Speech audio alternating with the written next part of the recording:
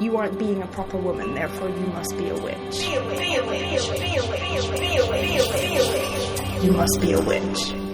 It's Beltane, Mayday. It's buds bursting open into blooms. It's revolution. In this episode, you'll hear Risa and I having a Beltane chat, plus more listener poetry. Thank you so much, Witch Poets, for sending that in. If you have poetry, missingwitches@gmail.com. We're always so excited to hear it and to share it. But first, I want to remind you that Beltane is a fire festival. Put that fire under your ass and light up a better tomorrow. Organize, donate, pay reparations, hold space. If you're lonely, help someone else. If you're bored, educate yourself. We say all the time that magic has a rippling effect. A single carelessly discarded cigarette butt can burn down a forest. Conversely, right now, your tiny donation to local organizers might provide someone in need with something that saves their life. And on that note, I had told Michelle and Marisa and Jason and Phoenix and all of you that Missing Witches would be forwarding our patronage for the month of May onto the Native Women's Shelter of Montreal, so I'm going to do that transaction today and I'll post a receipt. All that said, sometimes a fire just gives a little warmth to the hearth. If you are struggling, your existence is the only act of defiance you need to do. Keep breathing. So I guess what Auntie Amy is saying is if you have no energy, just take a deep breath and exhale. Blow on your embers. Keep your little fire going. If you have energy to spare, figure out a way to burn the callous, heteronormative, white supremacist, colonial, patriarchal, capitalist system down. But first, I want you to take 3 minutes. Pause the pod and do this now if you can, or plan for it later, but take 3 minutes. Put on a song that really gets you going and dance your ass off. It's healing. It's celebrating Beltane. It's connecting with your spirit, with your body, with the earth, and with the divine. Let's go crazy. Let's get radical. And to quote the dearly beloved and dearly departed Prince, if the elevator tries to bring you down, go crazy. Punch a higher floor. Happy Beltane! Yeah, happy Mayday. Happy Beltane. How are you, Risa? How are you? Yeah, I was going to say, how the fuck are you? Yeah, I don't know. I'm stressed. This is hard. It's crazy. What's been hard about it for you? My work is my day job. Everybody's day jobs, I think, their life work was turned upside down and inside out. It's just so much work. But all I want to do is just cuddle my kid and wrap my head around what's happening in the world and the sort of enormity of the sorrow. We had a lot of loss in our family over, a week and a half. It was just something every day. Some of it COVID-19 related, and then some of it sort of extenuating. But just we had a loss every day for like 10 days, and I was just blown over. Not to get so heavy so fast. I mean, I'm also thinking about May a lot. My daughter's name is May. She's partially named after Mayday. I fucking love the struggle. I love unions, and I love the sort of strange history and overlap between workers' rights and magic and the occult. So I'm reading some of that. So that's kind of like a fun place to be mentally right now. That's my quickie on how I'm doing. How are you doing? I'm definitely on the roller coaster. I mean, if we had spoken yesterday, I think I would have had a completely different answer for that question. But today I'm feeling super hopeful. I've just been like having a real banger of a day. Those of our listeners who follow us on Instagram might have seen this morning that Risa, Andrew, my spouse, and you know what he does for a living. He's a contractor. So he has been deemed quote unquote essential Okay, fine. You know, people need a place to live. I get it. He's got a very small crew and it's very much under his control. So I'm not super anxious about all that. All this to say, he's working on a project right now and he pulled out some floorboards and found a tarot card, and it was the sun. Oh. Right? And I was like, oh, I needed to hear that. He's putting it back in the wall for the next renovator to find. But then it's like a sunny day today and it's warm, and I checked and it's not supposed to go below 0. So I grabbed my rake and I went to the, Risa, you know, the murder pit, as we called it, that I turned into a garden that was apparently a swimming pool, but we always called it the murder pit. Now it's the garden. So I went and, you know, like I say, I checked the temperature and made sure, and I went and raked up all the sort of last bits of last year's leaves that had been pressed down under the snow. All the snow has melted in this part of the lawn. We still have a couple icebergs, but... So I raked up these dead leaves, and I saw these little, you know, those little clutched blooms, like before they open up. Is there a special word for that? Like the little buds.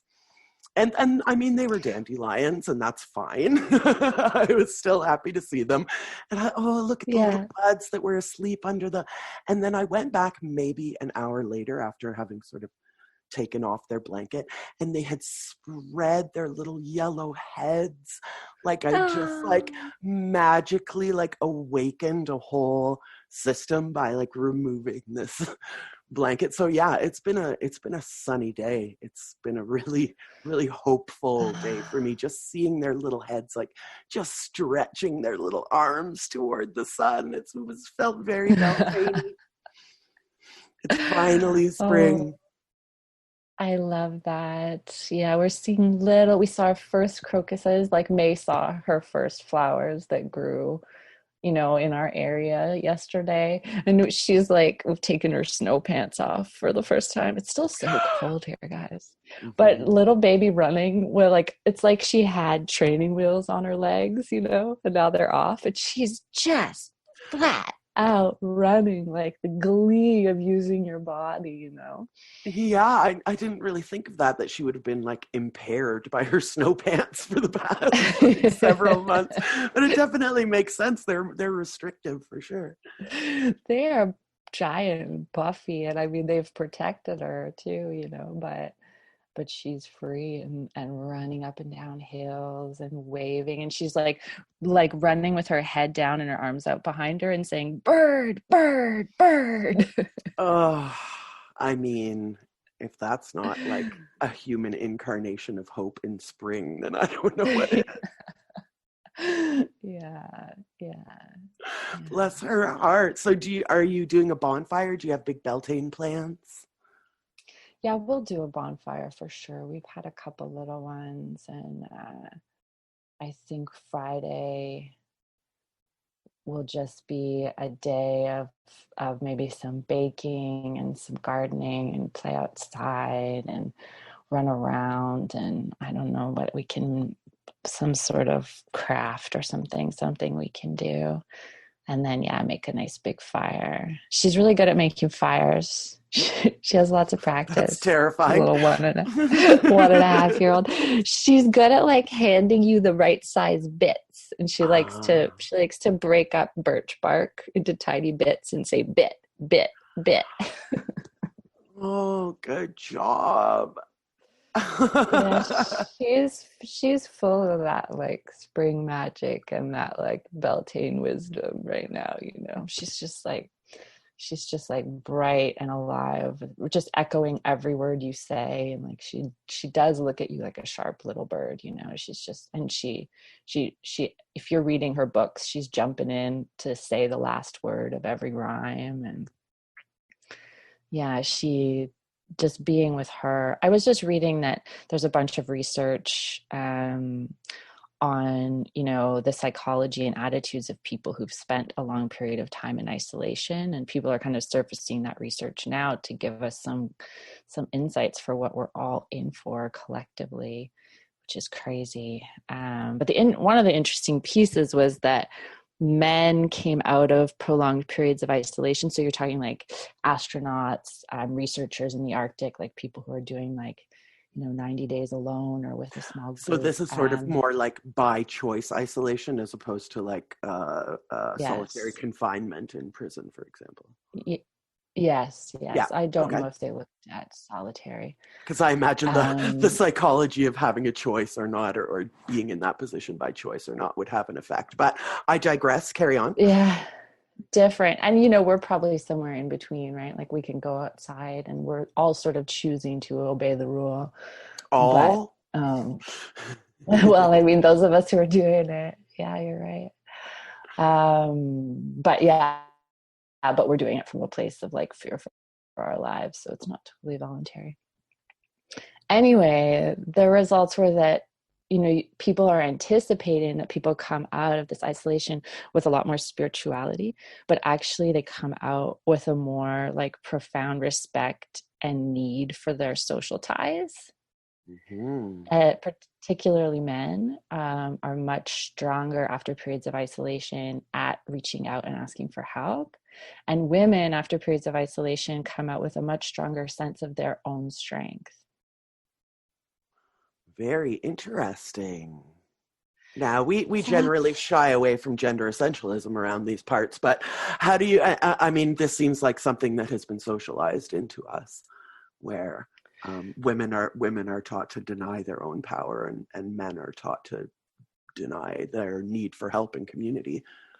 Sure. And I think extreme situations help us burn through a little bit of that gendered acculturation. Like an extreme situation can let you see that you're not helpless, and on the flip side that you need help, like that those two sides of how we put people into their corners and separate them can kind of dissolve. I don't know, it's a little bit of optimism or a little bit of intrigue I like. Yeah. And again, it's like the choice to be or not to be has a lot to do with it. And I think this is something that came up in a conversation before, but this idea of restricting yourself to save yourself. Mm. And I think that, again, in the show notes, I'll link to this particular tweet that like started this conversation, but the person was saying that for someone who doesn't understand the need to protect themselves, this seems like oppression. And then my addition to that conversation is that, people of color, queer people, women, by and large, we are so used to having to restrict ourselves in order to protect ourselves. This is something that we do every day, avoiding situations, avoiding certain people, avoiding certain places, for women, like avoiding the nighttime, and these are things that we've been doing our entire lives. So when we see these people like protesting because they want to get their hair cut, I mean, it's like flabbergasting for us, but they've never even experienced like this idea of restricting yourself for self-preservation, Yeah.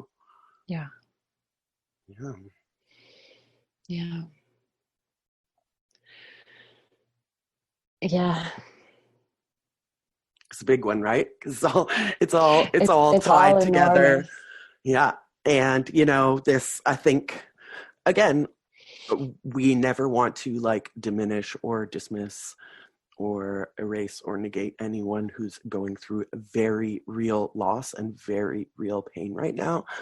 But we are seeing these ideas changing. Like you said, some men are coming out of their isolation with more respect for community. Some people are coming out of their isolation with a greater sense of their own personal power.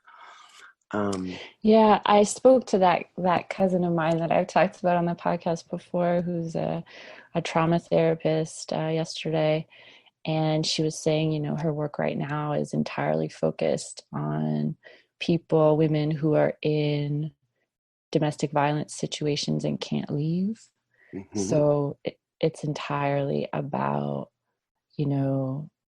things like de-escalation, just trying to stay safe within the house, and trying to control a very volatile situation. And I was blown over, thinking about the sort of terror of that. And my cousin said, the biggest takeaway for her is how incredibly skillful and resilient people are.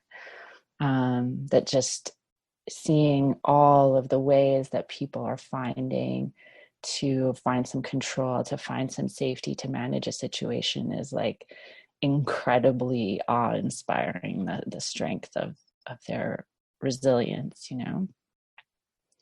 Yeah, it's always, there are people who say like, your trauma makes you stronger. I don't buy that. I think you and I have even talked about this on the podcast in the past, or Yeah. I don't buy that your trauma makes you stronger. What I do buy in bulk is that these difficult situations demonstrate or give you an opportunity to demonstrate to yourself how strong you are, how strong you already were. I mean, if you float through life and everything is easy, then you may have an amazing inner strength, but you never need to manifest it. You never need to demonstrate it. So, I give my gratitude to the struggle, but I don't think that it's it's made me who I am. I just think that it's allowed me to like shed my own personal light on what I can get through, what I can accomplish. And I mean, for people who are in bad situations right now, there's so many that I can think of that, addicts. I don't know what addicts are doing right now. I know that a friend of mine, every car on his street got broken into last week. I think people are getting desperate. So that's, my heart goes out to these people, sex workers. I think in France, sex workers are petitioning for, CERB, basically whatever the French equivalent of our Canadian CERB is. And, obviously I am very pro healthy sex work. There's massive rent strikes planned in the United States, which, I love to see an organized strike. Yeah, we're always tempering this, like, people are getting together and striking because of the horrible conditions. I feel like every uplifting news has been like begotten by some horrible thing. It's in the context of like an unbelievable nightmare. Yeah. Mr. Rogers said, "Look for the helpers." Yeah. I would like that. It's always a boost to see what people are doing to help each other. Yeah. And I think hopefully, Beltane has always been this like great awakening. It's like we're dancing around a bonfire. It's very full on Beltane, So, but it's interesting because normally, this would be the time that we're out and about. We're glad handing, we're hugging and kissing, and So it's going to be like, I can't even imagine what a subdued Beltane is going to be like for all of us. I guess for those of you listening, it's a couple days before Beltane when we're recording this, but when you're listening to this is your Beltane. What are you doing? How are you celebrating? Yeah, how are you finding that? And what piece of it is connecting with you right now, because there are these many sort of branches and histories of like a Mayday festival, from different countries. So often it's, the Roman version is like you kind of notoriously sexy. And then there's like the maypole and the dancing and flowers in the hair and the bunnies let loose and the fire and jumping over the fire for luck and having your cows jump over the fire so their milk is blessed and safe. There's all of this. But then there is this history of resistance that's tied to the day, and that this book that I'm reading kind of unpacks how closely it was tied to these revolutionary ideas about resisting the conspiracy of kings, resisting a dominant power that was really focused on keeping people poor. And so there is this anarchic and organized resistance history to the day. So maybe there's something there to dig into if you're alone, to try to find that source of fire and joy and delight in understanding our history of resistance, and also the like beautiful growth after Yeah. trauma, just to try to find some resources for our own selves right now, Yeah. And again, I mean, this is the thing about soil, right? Soil is rot. Soil is death, Mm-hmm. but it's also like life, like capital L life. The most beautiful flower has to, come up out of this rot and death. And I mean, that's the dream, right? Is that the flowers grow from this rot, that this moment is a shift. I was talking to someone who was telling me that because of the way isolation had played out for them, they were back in the house and the context and the space that they had been when they were in a deep depression. Mm-hmm. And finding that really hard. I sometimes feel like I'm back in time with some of the way things are folding and happening around me right now, that I'm back in a much darker place, because it's that feeling of being stuck, that feeling of being out of control and being stuck is always part of depression. So we are in that place. But I don't know, this person I was talking to was also, we were noticing talking together that while it all feels the same, it's also very obvious how she is not the same. Yes. She is this confident and resilient person. So in a way, it's like she's time traveling back and giving some of that strength to the depressed person. Those people exist overlapped in time. So she's both taking some wisdom from that person she was before and giving some wisdom back. I think we can spread ourselves out in time a little bit right now. Yeah. And I mean, I have like anxiety ever since I can remember. I've been having like panic attacks and that kind of thing. But, through like therapizing and educating myself and just, working as best I can, I got myself down to like a base level 4 anxiety. But now I'm just like, I'm back up to I'm back up to base level 6. Like, I'm just like, things happen and I might go up to a 9, but like everybody who understands anxiety or experiences anxiety, I think, has like our base levels of depression. Like if I started as a 4 depressed and it was like a little hard to get out of bed and it was a little hard to motivate myself, but like some days I'm a 9, I ain't doing nothing. Yeah. There's nothing I can do. And it really is just because this, like, again, I bring my own luggage to the table. I bring my own brain chemicals to the table. But a lot of it is just like, you wake up, you check the news. You want to make sure you don't miss like some major happening. And then that kind of sets your day. You just end up on the infinite scroll. So again, I think that's happening for a lot of people. It's this a wet blanket that's been put over like literally everything. Even if you are, and obviously we're not trying to steal anybody's happiness. Like if you're having a happy moment, oh my goodness, you are entitled to that happy moment, that moment of joy. Like snatch them wherever you can.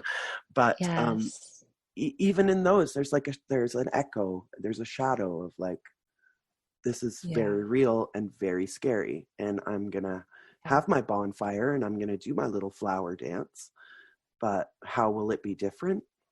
I'm not sure. I mean, I'll get there in a couple of days and I'll let everybody know. I think, compartmentalization is a really important coping tool when you're in a moment of trauma. We do it naturally. We save things for later that we'll deal with when we're safe.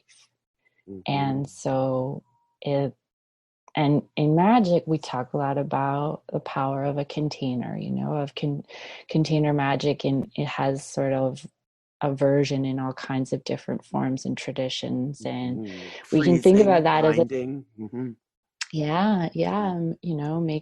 Making bottles, making bags. So I mean, I think that can be a really awesome therapy tool, and might be something for my May Day on Friday. What are some things that I want to put into the container to protect my house and my space, and some symbols of those things, and sing a song over those things and bury it somewhere if I can get into the frozen ground around here. And what are some things to go into a container to burn that I'm hoping I can release and come to the end of.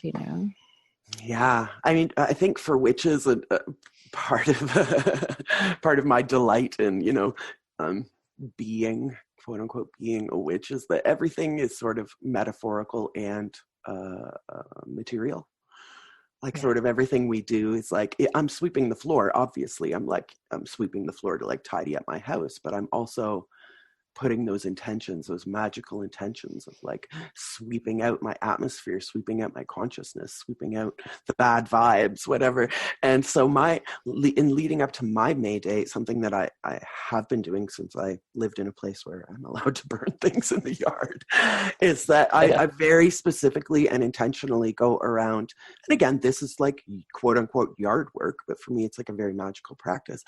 And I pick up the sticks that the winter knocked down, and I pick up those sticks and I sort of, thank the wind and the winter for providing me with these sticks. And then I go to the future, which is spring, which is Beltane, which is my May Day bonfire. And I take that past and I burn it.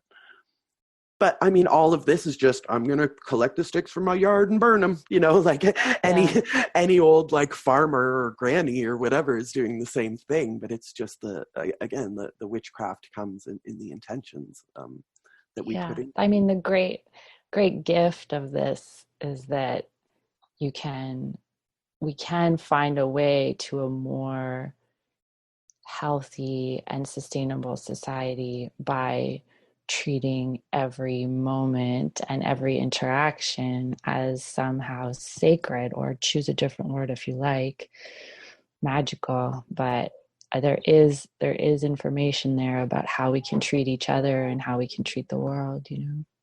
There is this, if you want a little bit more of a secular take on it, and whether you like Dave Chappelle or not is sort of beside the point, but someone was talking about him and saying that their favorite thing about this comedian, Dave Chappelle, is that he treated every moment as if it had or were the potential to be a great memory.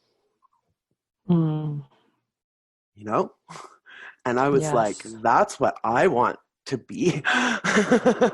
Treat every moment as if it had the potential to be a memory that you'll carry with you for the rest of your life.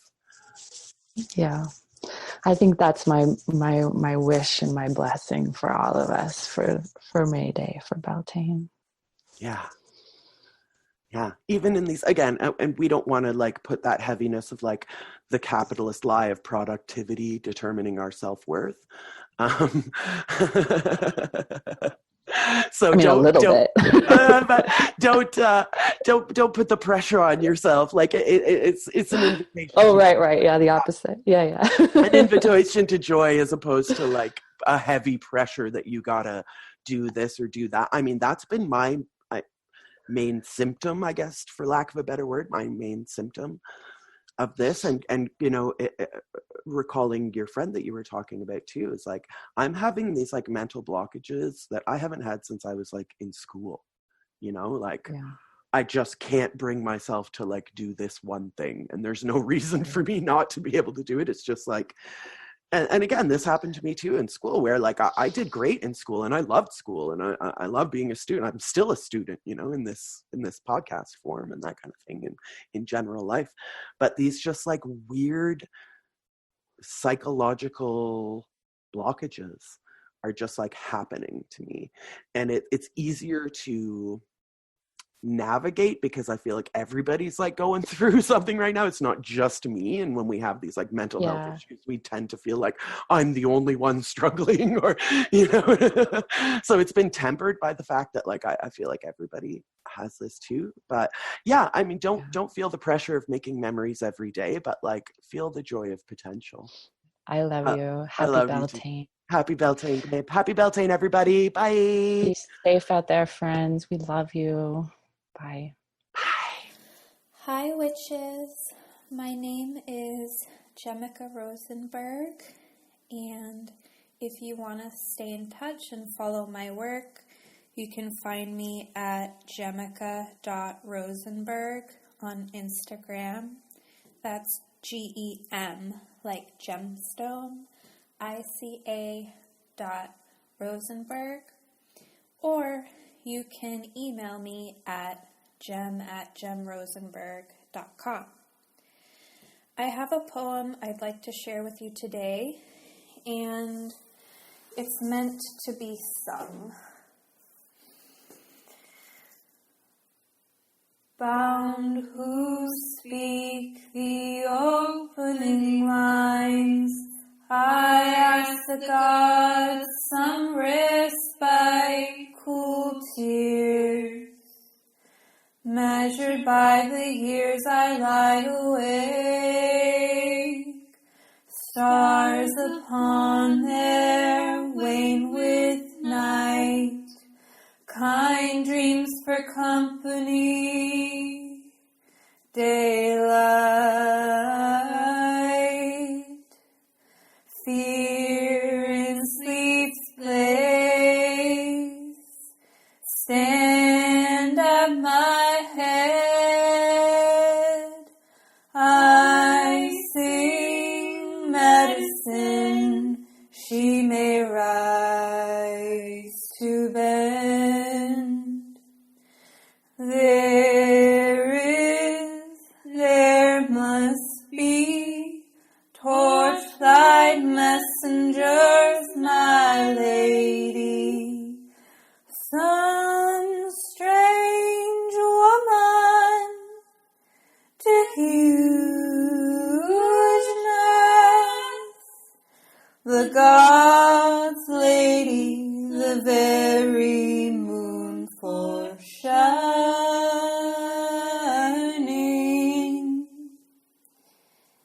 and sweep of the wings stroke the high thin wail of the skygas, twin stemmed stop turn with the cross,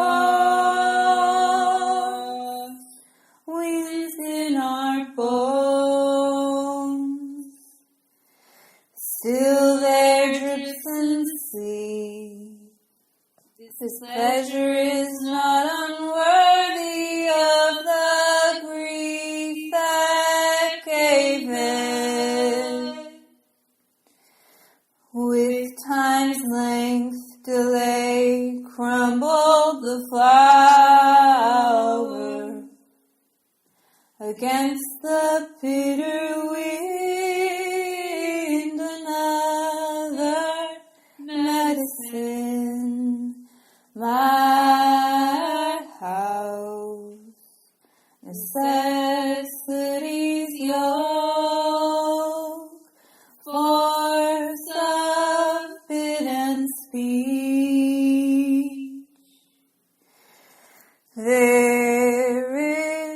There must be torchlight messengers, my lady, some strange woman to hugeness, the gods' lady, the very moon foreshining.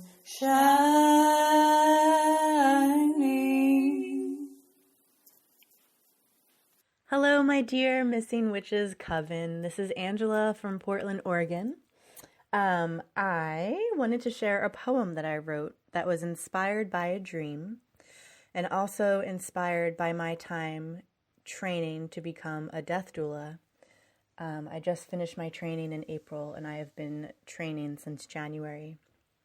And one of the ways that I have been processing that work and my own death, I guess, is through poetry, which was very surprising to me because that is not something I considered myself, yet here we are. Okay, this is called Death Poem Number 3. I was minding my own business, washing the dishes at our sink, when death ran across the field last night, as fast as they could, cutting down the wheat, shouting, "This is way easier than wood." Their bony arms in the moonlight shone as they raced up and down the field. I said to my husband, "Is this for real?" The water dripped from my hands as I took a moment to blink, when something outside the window truly began to stink. Their face pressed up to the glass, they smirked and said, "You better wash fast," and drew a heart on the window pane where their breath had passed. I scrubbed, and washed. I got all the burnt oatmeal off of the pot. Death was coming closer with every swipe of their scythe. I knew this would soon be the end of my life. Finally, they stopped running and turned to face me again. Wheat was stuck in their cloak. I still hoped this was a joke. And with a sigh, I pulled the plug from the drain and looked out the window again. No longer an image of a skeleton appeared, yet all my friends and loved ones that I have held so dear. My dog Ginger from when I was 5. My horse Amy, oh how I cried. Aunt Teresa, Uncle Tom, Grandma Ruth, Pop Crex. So much love I felt from the right to the left. The smell of lilacs came over me. I felt something grab my hand, warm and steady. I looked and saw a black cloak, yet under it was pure, shiny gold. Death smiled and said, "May I walk you home?" My heart full from what awaits me, I kept my hand in theirs and said, "I am ready." Hello, my name is Emily Goodall. I'm a witch in Pasadena, California. And I'm going to be reading 2 poems for you that I wrote 13 years ago. Medusa. I dig my fingers in my hissing hair for pins and fiery November clouds. I pick ticks from the fat folds of my infant. I pepper the sky with birds. The sound of my voice makes apples drop into the grass like dead hatchlings. I was born of Vikings. I wash in the North Sea, thick with algae and stones. I am the bony cousin of September and spiders. Medusa 2. All her furious femininity sparking from her neck, she is crumpled, her foot at her elbow, arms thrown, breasts bared and uncared about. The boy who killed her hardly frowns as he displays her harmless head, draining its malice. He had always wanted to tangle his fingers in that hair, and now her face does what he tells it. I'm Alexis Quinlan, and this poem is called Delphi. Greetings from the beginning of the nuns, not as line 1 of a joke. True temple princesses are swans, clad in flax of varying weights, disparate degrees of pale and afloat. After dusk, they scent each other's hair with lavender oil, burn myrrh, gorge on lamb. Tidy up again. Between mysteries, their jokes seep like red on feathers. Bawdy riffs off the lewd news dumped there daily, and the hapless petitioners who haul it in. As if, oh, they're ruthless. The youngest novice, bastard daughter of some Caesar, is a dead-on mimic, plus she scoops the eunuchs on the village honchos. Losers. The earnest girls who came to dodge poverty and hook noses lurk in her wake, scared of what she'll say behind their backs. So she names them to their faces. Dogs. Frigid. The rest have signed on for the sex. It's free. Or freeing? Virgo doesn't mean virgin. It means possessed by no man. Despite old Apollo strutting cocksure, etching every stone in sight. Know thyself. As if. You must be a witch.